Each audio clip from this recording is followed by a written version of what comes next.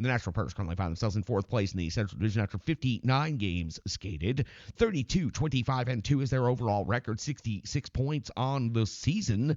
They have a home record, which is where their next game will take place, of 14-15-0, a road record of 18-10-2. Those 18 wins on the road represent a tie for the most amount of road victories in the Central Division. The Predators have scored 184 goals this season. They have given up 187 against. The goal differential is at -3, closer than it's been in some time to the plus side of the ledger. Now, I've told you the Predators are in fourth place with 66 points, so let's tell you about not only the Central Division, but let's update you on the latest wild card standings as well. The three-team weave at the top of the Central Division continues as the Dallas Stars now have 79 points. The Winnipeg Jets are at 77 points, but have 4 games in hand over the Dallas Stars. The Colorado Avalanche are at 75 points in third place. And then you'll find the wild card pack, which is the Nashville Predators at the top of that grouping right now with 66 points. Just to give you the distance, the Predators are 9 points behind an automatic qualifying spot, which would be third place in the Central. The St. Louis Blues are in fifth place at 62 points. The Minnesota Wild are in sixth place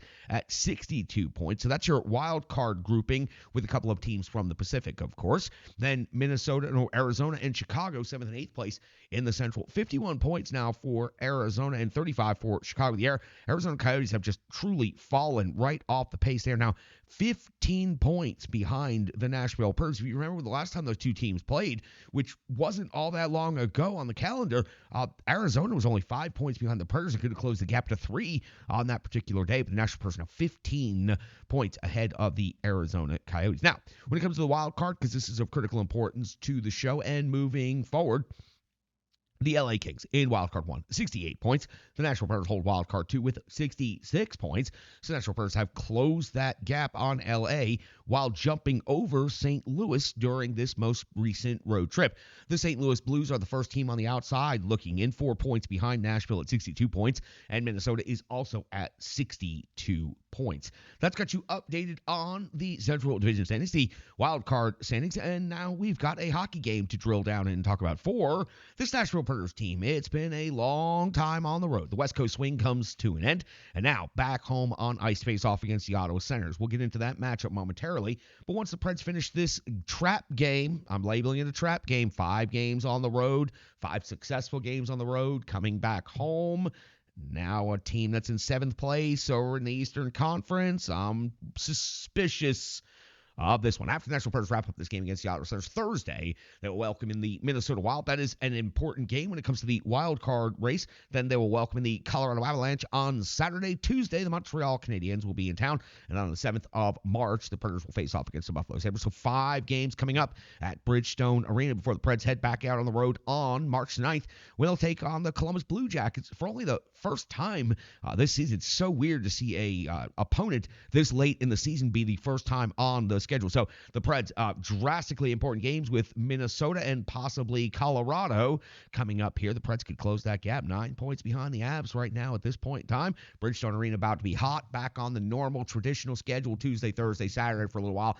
Start times at 7 o'clock. Let's all get our brains reset after the West Coast madness. Let's all get ourselves refocused on that. Now, for the Preds and the Sens, this is the second of 2 regular season meetings. They met back on January the 29th. It was the Ottawa Senators winning on home ice 4-2-3 in overtime. It was Saros, 31 out of 35, taking the loss. McCarron, Trennan, and Tomasino picked up the goals for the Preds. Sogard got the start, got pulled after giving up 3 goals fairly quickly, 8 out of 11, but did not take the loss. As a matter of fact, Jonas Korpisalo came in, went 17 out of 17 the rest of the way, and picked up the victory in overtime.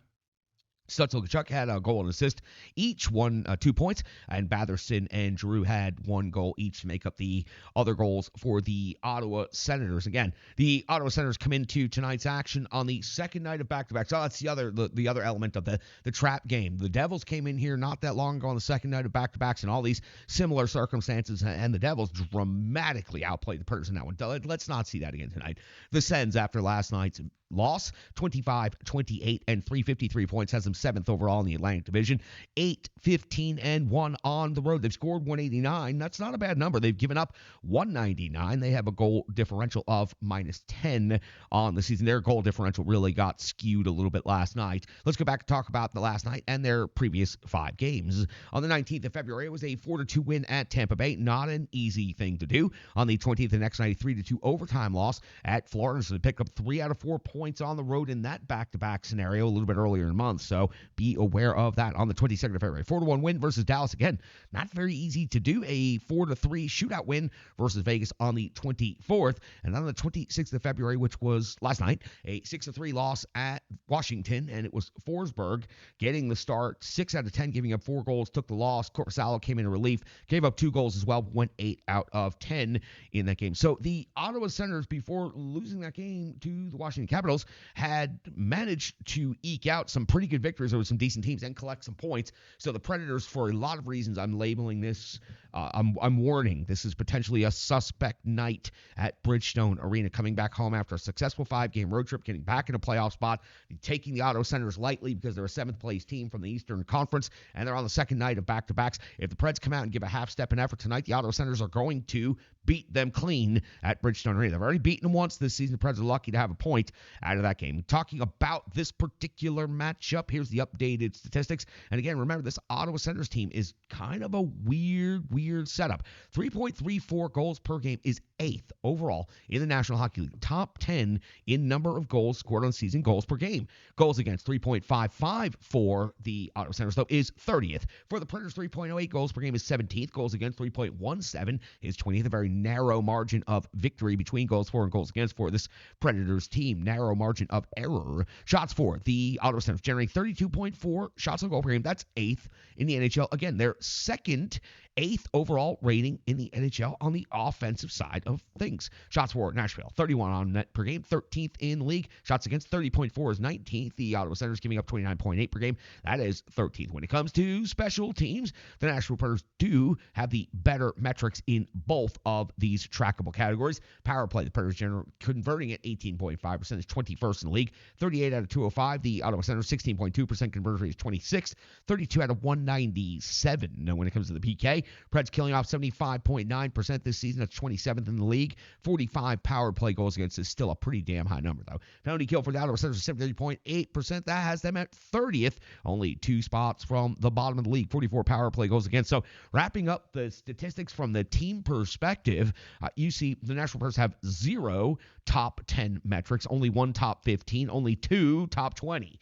So you look over at the other side, and the Ottawa Senators have 2 top 8 metrics, and then they also have a 13th overall, but they also have 2 30th in the league metrics. So it is a weird setup with this Ottawa Senators team. What it really means is you can't take them lightly. At any given time, the Ottawa Senators are capable of having a pretty decent game and putting up a decent number of goals. So Predators got to find a lot of reasons tonight to bring the jam and bring the energy from the start. That'll be done by the leading scorers on the team. Philip Forsberg has 28 goals and 31 assists for 59 points, back to a point-per-game pace on the season. Captain Roman Josi, 12 goals and 42 assists for 54 points. Ryan O'Reilly, third on the Nashville Predators, scoring 20 goals, 28 assists, 48 points. Gus Nyquist is at 15 after his empty net run on that 5-game road trip. 15 goals, 31 assists for 46 points. Tommy Novak, fifth on the team in scoring, 12 goals, 19 assists for 31 points. Over on the Ottawa Senators side of things, Stutzel leads them in scoring, 14 goals, 39 assists for 53 points, but Giroux is 18 and 34 for 52. Tkachuk is 26 and 24 for 50. So again, 3 players on the Ottawa Senators with 50 points or more. Predators only have 2 of those players, and the Predators are a playoff team. The Ottawa Senators are in 7th place.